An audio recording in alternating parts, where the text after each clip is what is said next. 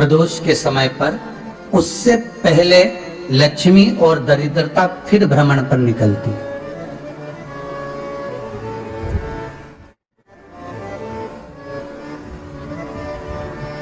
शिव भ्रमण कर कर जब वापिस आ जाते हैं, हिंदू धर्म में पीपल के वृक्ष की जो गणना वराह पुराण में करी गई है, 4 बजे से 7 बजे तक शिव के भ्रमण का समय बताया है शाम को। तो 7 बजे से लेकर फिर रात्रि 9 बजे तक लक्ष्मी और दरिद्रता फिर भ्रमण पर जाती है। इनका एक समय निश्चित है महाराज।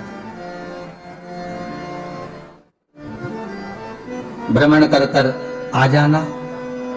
अब इस बीच में जब लक्ष्मी और दरिद्रता दोनों निकल कर जा रही हैं, तो दोनों एक भाव रख कर जाती हैं कि आज हमको कहां प्रवेश करना है।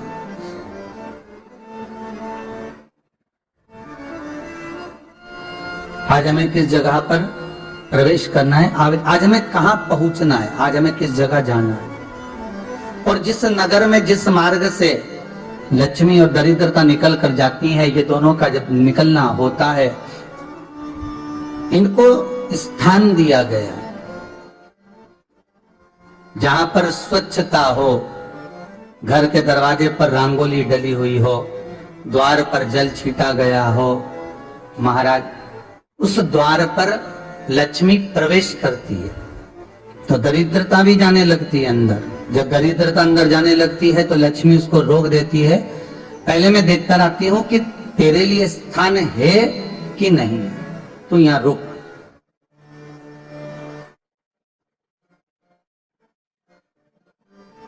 कुछ देर तक दरिद्रता बाहर खड़ी रहती है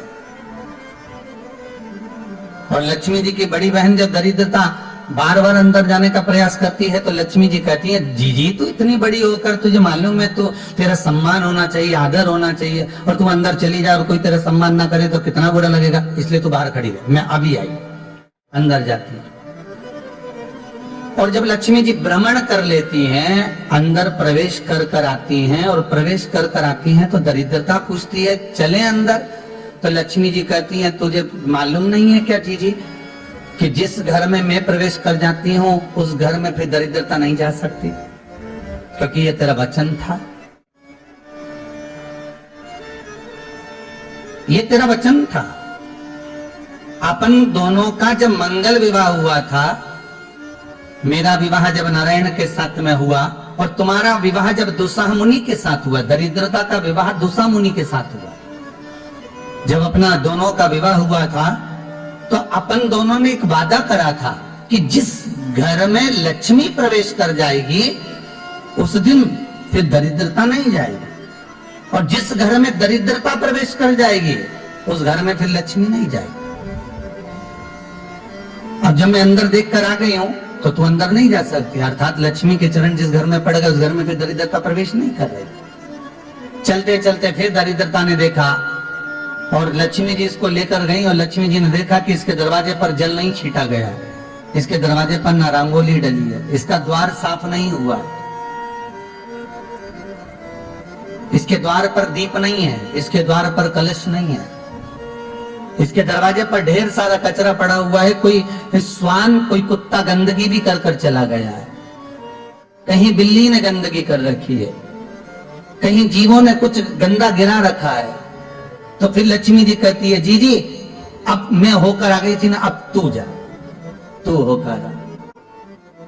और दरिद्रता प्रवेश करती है तो अंदर जाकर क्या देखती है दरिद्रता कि इतनी सवेरे से मैं घूमने इनके दरवाजे पर आई और ये तो सब चादर तान के चकाचक गुर्राटा भर भर कर सो रहे हैं। तो दरिद्रता कह देती है, तुम्हारा भाग्य ही बेकार है, तुम्हें क्या करूं, तुम ऐसे ही सोते रहो। और दरिद्रता गुस्से में बाहर निकल कर आती है, लक्ष्मी से कहती है, लक्ष्मी तो इसके घर में जाना ही मत। तो दरिद्रता को कहती है, जीजी तेरी बात नहीं मानूंगी क्या मैं? लक्ष्मी जी बोली, मैं तेरी बात नहीं मानूंगी, बिल्कुल नहीं जाऊंगी इसके घर में, तो चिंता मत कर, चल आगे चले। फिर आगे बढ़े। ये लक्ष्मी और दरिद्रता का प्रवेश है।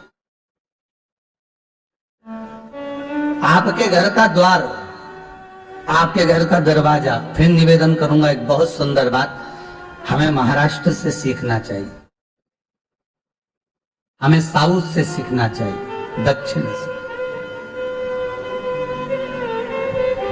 जिस समय पर भक्ति देवी यमुना जी के घाट पर रो रही थी अपने पुत्र ज्ञान और वैराग्य को गोदी में लेकर, समय देवऋषि नारद ने प्रश्न किया था कि तुम कहां पर पोषित हुई हो,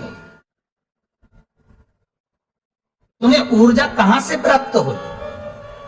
तो कहा मैं गुजरात से तो चली हूं। और वहां से चलती चलती भक्ति देवी कहती है मैं बहुत दुखी होकर, बूढ़ी होकर, द्रवित होकर, बड़ी दुख में वहां से चलते चलते जब मैं महाराष्ट्र में पहुंची तो मैंने वहां जाकर देखा कि वहां पर लोग हर पल हर घड़ी ब्रह्म मुहूर्त में उठकर स्मरण करते हैं, नाम जाप करते हैं और दरवाजे पर जल छीट कर रंगोली डालते हैं। तो कह रही है कि वहां पर मैं थोड़ी अवस्थावान होने लगी, वहां मुझे अच्छा लगने लगा। फिर जब मैं और आगे पढ़ी, दक्षिण में जब पहुंची, वहां पर जाकर मैंने देखा कि सुबह से उठकर मंगलाचरण, मंगला स्तोत्र और वेदों की ध्वनि होने लगी। वहां पर मैं और आनंदित हो गई।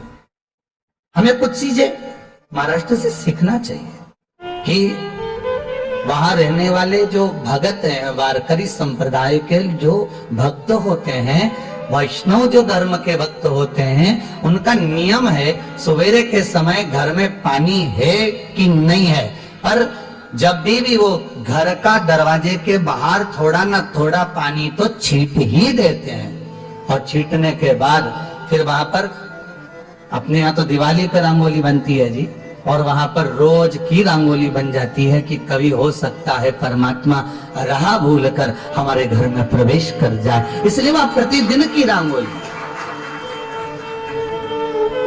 प्रतिदिन।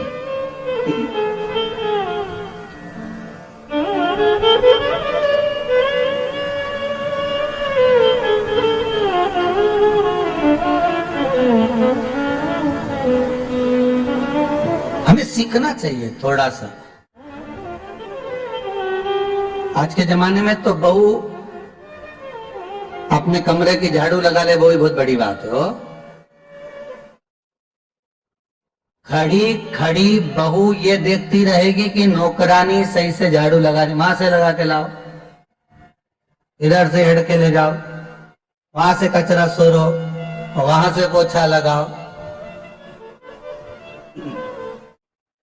खड़ी रहेगी, उंगली से बताती रहेगी, पर इतना नहीं बनेगा कि सेविका से, नौकरानी से, दासी से कह दे कि तू मम्मी पापा के कमरे की लगा ले, मैं मेरे कमरे की लगा लूंगी, तू जा उधर। थोड़ा दया का भाव अगर होता तो उसके मन में भी आता कि मेरी बड़ी सेठानी तो अपनी जगह पर है, पर छोटी तो सेठानी की भी बड़ी सेठानी है जो मुझ पर करुणा करती रहती है। पर बड़ी तो कहे कि बेटा रहने दे, तू उधर ले जा, भाभी के कमरे में देख ले जा।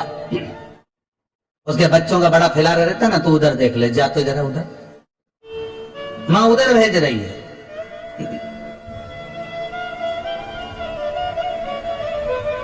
थोड़ा सेवा का भाव हमारे भीतर। और एक निवेदन तो हमेशा करा है और अब आज भी करता हूं, पूरे घर की सफाई करवाओ, पूरे घर में तुम पोछा झाड़ू जो चाहे करवाओ, मना नहीं है। पर एक निवेदन है, रसोई घर के अंदर बहू और बेटी ही जाकर भोजन बनाए तो अन्नपूर्णा सदा कृपा करती है महाराज। बहू और बेटी